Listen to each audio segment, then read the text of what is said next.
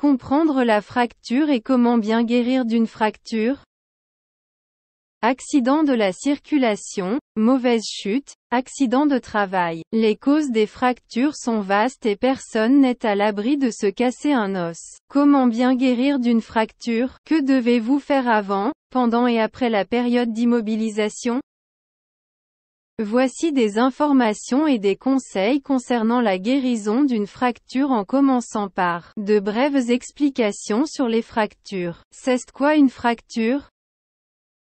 On parle de fracture lorsqu'un os est fêlé ou brisé. La majorité des fractures sont causées par une pression sur l'os. Bien souvent, la fracture survient lors d'un traumatisme important comme un accident de voiture, une chute ou un impact direct. On peut la qualifier de blessure démocratique, en ce sens qu'elle peut s'abattre sur pratiquement tous les os et qu'elle survient à tout âge. Et peu importe la classe sociale, les personnes de plus de 70 ans seraient cependant plus souvent touchées. Le plus souvent, les fractures surviennent au niveau des membres, mais elles peuvent toucher n'importe quel os du corps. Les étapes de la douleur de la fracture à la guérison. En général, on distingue 3 stades de douleur après une fracture osseuse. Il s'agit de douleur aiguë, de douleur subaiguë et de douleur chronique. La douleur aiguë survient généralement immédiatement après la blessure. La douleur aiguë diminue avec le temps et l'aide de médicaments. Après une semaine ou 2, la douleur la plus intense est généralement passée. Ensuite, l'os fracturé et les tissus mous environnants commencent à guérir. Cela prend quelques semaines et la douleur que vous pouvez ressentir à ce stade est appelée douleur subaiguë. Le dernier stade est la douleur chronique. Ce type de douleur persiste longtemps après la guérison de la fracture et des tissus mous. Toutes les fractures provoquent totalement ou partiellement ces types de douleurs. Comment les os guérissent? Lorsque la plupart des tissus comme la peau, les muscles et les organes internes sont significativement lésés, ils guérissent en formant un tissu cicatriciel qui prend la place du tissu lésé. Lorsqu'un os guérit spontanément après une fracture, cette dernière devient souvent presque indétectable. Même les os ayant été brisés, lorsqu'ils sont traités de manière appropriée, peuvent souvent être réparés et fonctionner normalement. La rapidité de la guérison osseuse dépend de l'âge de la personne et des éventuels autres troubles présents. Par exemple, les enfants guérissent beaucoup plus rapidement que les adultes. Les troubles qui perturbent le flux sanguin, tels que le diabète et la maladie artérielle périphérique, ralentissent la guérison.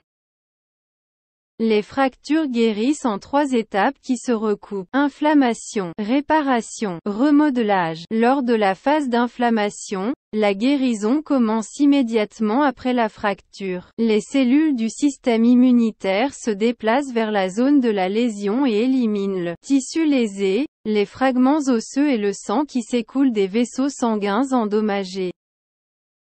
Les cellules immunitaires libèrent des substances qui attirent davantage de cellules immunitaires, augmentent le flux sanguin vers la zone et font pénétrer davantage de liquide dans la zone lésée. Ainsi, la zone autour de la fracture devient inflammatoire, rouge, enflée et sensible.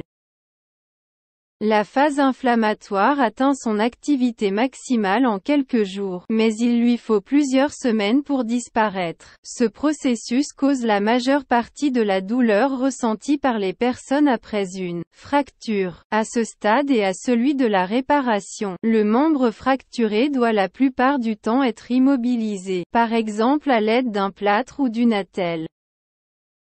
L'étape de la réparation commence quelques jours après la blessure et dure des semaines, voire des mois. Le nouvel os, que l'on appelle cale, est fabriqué pour réparer la fracture. Ce nouvel os, que l'on appelle cale externe, ne contient tout d'abord pas de calcium, minéral conférant à l'os sa résistance et sa densité. Ce nouvel os est souple et caoutchouteux. Ainsi, il peut être facilement altéré et peut laisser l'os en cours de guérison se déplacer. Aussi, il ne peut être observé sur les radiographies. Lors de la phase de remodelage, l'os est dégradé, reconstruit et restauré dans son état antérieur. Le remodelage prend plusieurs mois. Du calcium est déposé dans le cal, qui devient alors beaucoup plus raide et résistant et facile à observer sur les radiographies, et la forme et la structure normale de l'os sont restaurées. À ce stade, la personne peut commencer à utiliser progressivement le membre touché normalement. Les personnes doivent progressivement reprendre leurs activités normales et progressivement augmenter la contrainte ou l'appui sur la partie affectée. L'os, un tissu vivant. Vos os ne sont pas qu'une carcasse qui supporte votre corps. Ils représentent votre plus grande réserve de calcium et ils sont responsables de la production de la plupart des cellules de votre sang. De plus, l'os est un tissu en perpétuel changement et qui se renouvelle sans arrêt. Par exemple, les cellules qui se trouvent aujourd'hui dans votre humérus ou votre bassin ne sont pas exactement les mêmes qu'il y a quelques mois. Vos os arrivent à se renouveler et à se réparer en cas de fracture, notamment en raison de la présence d'ostéoblastes. Ils s'occupent de la formation osseuse. D'ostéoclastes.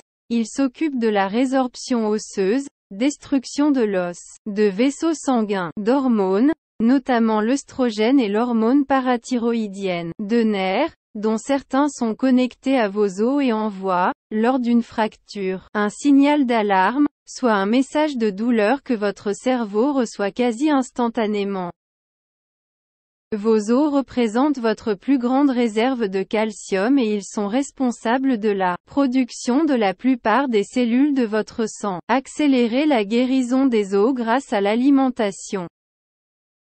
La guérison complète d'une fracture est donc une opération longue et éprouvante, notamment car elle se fait plus lentement que pour les autres parties de votre organisme. Pour vous remettre en état plus rapidement, l'alimentation joue un rôle clé. Pour accélérer la reconstruction osseuse, on vous conseille d'augmenter vos apports en calcium, vitamine C, D et K, protéines, zinc et en acides gras. Il est essentiel de revoir votre alimentation après une fracture.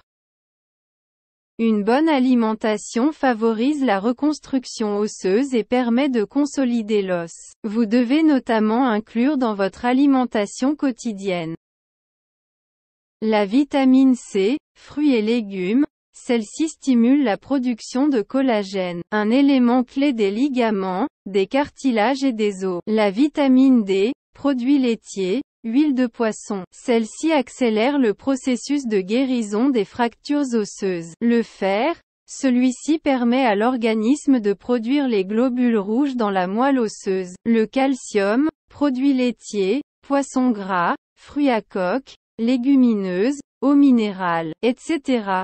Celui-ci permet de renforcer la densité osseuse. Les protéines d'origine animale, viande, poisson, œufs, laitage, et végétales, légumes secs, céréales, soja, etc.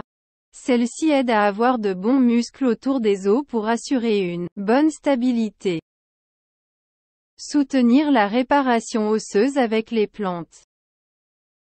Sous forme d'infusions ou de compléments alimentaires, les plantes sont votre allié durant toute votre période de convalescence. La phytothérapie offre un éventail de propriétés qui favorisent la rapidité de guérison d'un os fracturé, notamment grâce aux plantes suivantes. L'ortie qui a une forte teneur en calcium, la prêle riche en silice, le romarin et la menthe poivrée qui ont de bons apports en acide ursolique, nécessaires pour les cellules spécialisées dans la production de l'os. Adopter un mode de vie sain. Dans le cas d'une fracture, certains comportements simples à adopter permettent d'accélérer la cicatrisation de l'os. On commence par éviter l'alcool, le tabac, la caféine et le surplus de sodium qui sont responsables d'une mauvaise absorption du calcium. La consommation trop régulière de boissons alcoolisées impacte directement la densité des os. En plus de ralentir votre guérison, cela peut augmenter votre risque de fracture sur le long terme. Le thé et le café, ainsi que certains sodas comme le cola, accroît la perte de calcium dans l'urine. Suite à une fracture, votre corps demande un peu plus d'énergie pour faire fonctionner correctement le processus de guérison. Merci de consulter votre médecin ou chirurgien avant de pratiquer une automédicamentation.